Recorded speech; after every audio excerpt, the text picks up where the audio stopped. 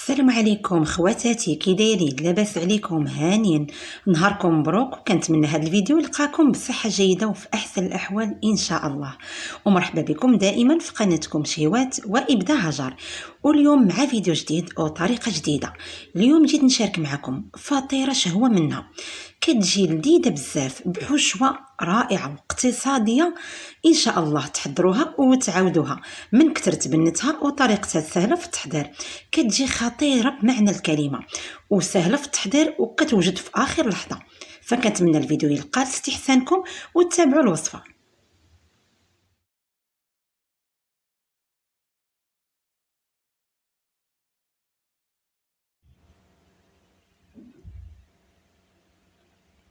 وطبعا الى عجبكم الفيديو ما تنسونيش من لايك وتعليق، واشتركوا في القناه بالضغط على زر الاشتراك وفعلوا جرس الانذار باش توصلوا دائما بجديد الفيديوهات. بلا ما نطول عليكم نخليكم مع المقادير وطريقه التحضير، وعلى بركه الله نبداو. اول حاجه خديت زلافه من دقيق الفرص، ثم زلافه من دقيق الفينو يعني دقيق القمح الصلب. عندنا هنا دقيق الفرص كيعادل دقيق الفينو، يعني عندي 200 غرام من دقيق الفرص ثم 200 غرام من دقيق الفينو. غادي نضيف لهم معلقه كبيره من سكر سنيده، معلقه كبيره من الخميره الفوريه، ونص معلقه صغيره من الملحه.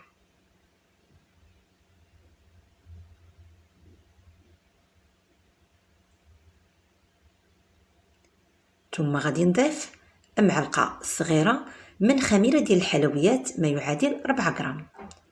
غادي نخلط هاد النواشف،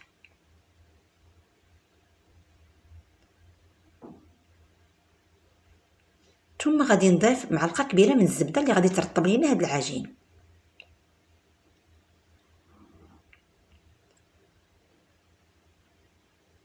عندي بياض بيضه، والصفر غادي نحتفظ به للتزيين.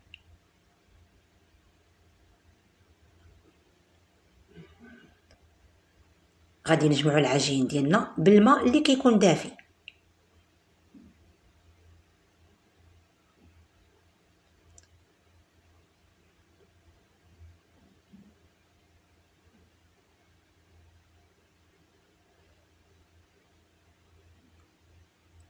غادي نفرغ الكاس الاول، وبالنسبه للكاس الثاني ما غاديش نستعمله كله، وكيبقى دائما كميه ديال الماء على حسب نوعيه الدقيق اللي استعملته. هنا كيكون العجين ديالنا، لاحظوا معايا، كيكون العجين ديالنا رطب، يعني ماشي قاصح، كيكون رطب.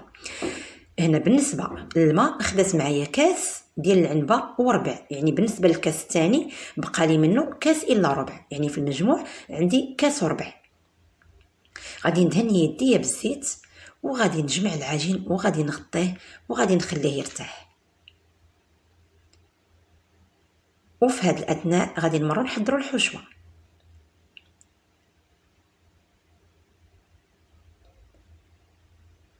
اللي غادي نحتاجو فيها البصله، لي شو، خليط ما بين زبيته بلديه وزيت المائده، الملحه وكتبقى دائما حسب الذوق، وغادي نرفع المقيله على النار.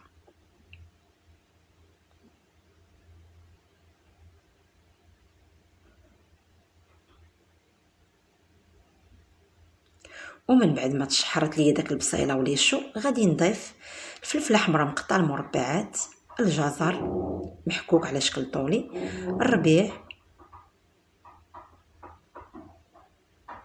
ثم التوابل اللي عندنا فيهم الخرقوم، الكمون، والفلفل الاسود.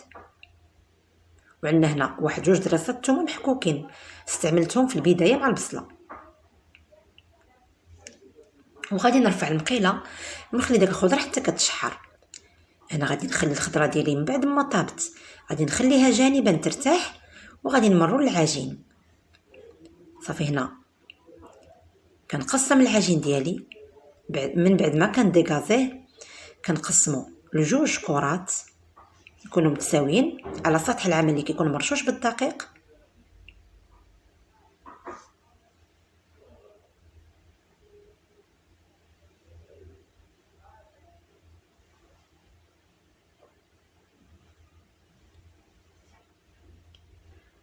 خبيزه اللي هي معمره وعائليه، معمره يعني بالخضر بحشوه اللي هي جد اقتصاديه، كتجي بنينه بزاف رطبه يعني وسهله وكتوجد معنا في اخر لحظه. ممكن نتوما تستعملوا الكفته معاها وتستعملوا كذلك القطع ديال الدجاج اولا تستعملوا الطون. انا استعملتها غير بالخضر وبالفرماج. كناخذ الكره الاولى اللي كنبسطها على سطح العمل اللي مرشوش بالدقيق من الاسفل ومن الاعلى، وكنوضعها في واحد اللاطه اللي كتكون مفرشه بالورق ديال الطهي. ممكن نتوما تطلقوا العجين ديالكم الكره الاولى تطلقوها فوق ورق ديال الطهي. ثم كندوز باش كنمونطي هاد الخبيزه. كندير الطبقه الاولى ديال الخضر اللي شحرنا،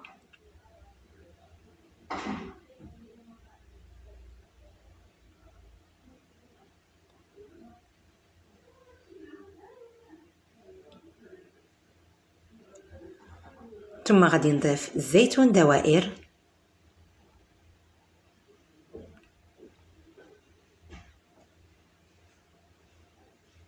ثم غادي نستعمل الفرماج المربع اللي غادي نقطعوا المربعات،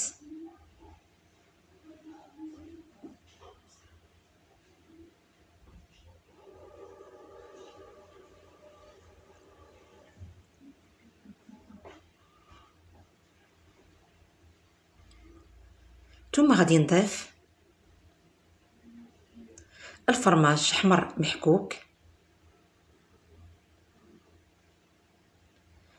من بعد انا سمحوا لي بزاف كنعتذر بزاف، يعني مشى لي واحد المقطع كاين حسابني انا كليكيت على الكاميرا وانا ما كنصورش، يعني سمني كنصور انا ما تنصورش. يعني هنا خديت ورق ديال الطي وطلقت عليه الكره الثانيه، ثم وضعتها مباشره فوق هاد الخبيزه فوق هاد العماره، وبديت كنضغط من الجوانب مزيان كنتاكد يعني الجوانب قفلتهم مزيان، وكنشكل منها على شكل خبيزه كتبان هكا مدوره ودائريه كتكون مسمقه، وبديت كنضغط عليها هكا شويه.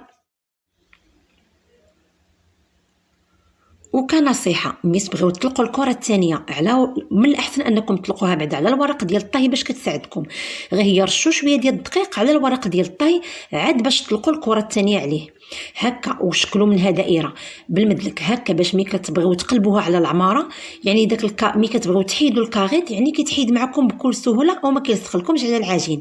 من بعد ما نوضعوا الطبقه الثانيه ديال العجين كنلفوها هكا مزيان وكنضغطوا من الجوانب وكنشكلوا منها هكا خبيزه دائريه تكون هكا مسمقه، وكنضغطوا عليها هكا شويه من الاعلى. وقبل ما كنزيلوها كنتكوها بالكوردون باش ما كتنفخ ليناش في الفرن. من بعد كناخذ العجين وكنشكل منه حليبلات، كنشكل في البدايه زائد، ثم كنبدا نخالفهم حتى كنحصل على 8 ديال المثلثات. كندخلها قبل ما ندخلها الفرن كندهنها بداك صفار بيضه، كنزيد ليه بيضه وكندهنها مزيان من الجوانب ومن الاعلى، وكنزينها بالزرارع. يعني عندي هنا الزنجلان، البافو، زريعه ديال القرعه والحبه السوداء. كندخلها الفرن كطيب غير من الاسفل حتى كتبدا تطيب لينا من الاسفل وكيبدا يبان لينا شويه بداو كيتحمروا الجوانب، ثم كنطفيو وكنشعل عليها الاعلى حتى كتاخذ لينا هذا اللوين. هذا خبيزه معمره سهله مهله وبحشوه اللي هي اقتصاديه، ما كتاخذ منا لا بجهود ولا وقت، كتجي بنينه بزاف رطبه. كنتمنى انكم تجربوها لانها فعلا كتستحق التجربه، كتجي بنينه بزاف. فكنتمنى ما تنساونيش من لايكاتكم وتعليقاتكم المحفزه، والى اللقاء مع فيديو جديد.